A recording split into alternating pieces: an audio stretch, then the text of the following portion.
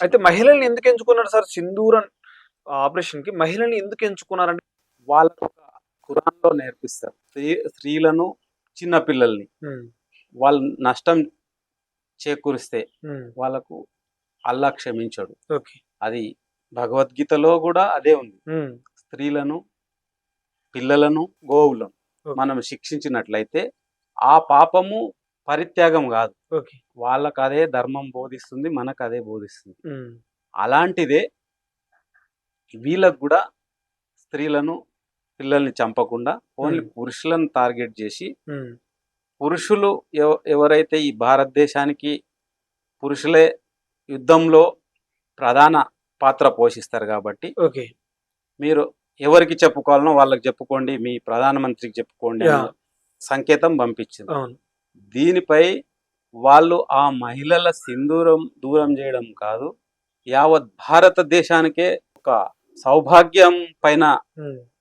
Hit చేశారనే ఉద్దేశం నాకు ఓకే. అనిపిస్తుంది. ఎందుకంటే భారతదేశ భవిష్యత్తు మీద వాళ్ళు కొట్టిండ్రు. అవును. 26 మంది కుటుంబంలో హ్మ్. మాత్రమే వాళ్ళు విషాదం నింపలే.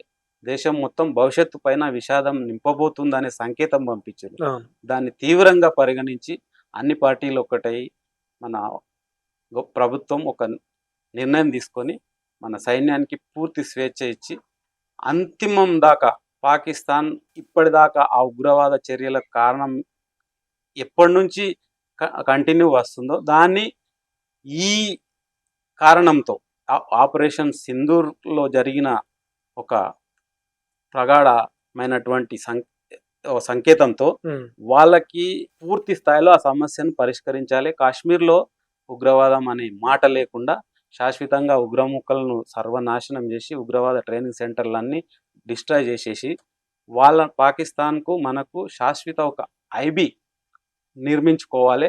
పాకిస్తాన్‌ను పీస్‌ఫుల్ కంట్రీగా హిందుస్థాన్‌ను కూడా పీస్‌ఫుల్ కంట్రీగా చేసి, ఇద్దరికీ చీజ్ ఫైర్ ఒప్పందం ఐబీ నిర్ణయం చేసుకొని, తద్వారా భవిష్యత్తులో ఇలాంటి చర్యలు ఎప్పుడు జరగకుండా ఒక హ్మ్. పరిష్కారం కనుగొంటదని ఈ యుద్ధం ప్రారంభమైంది.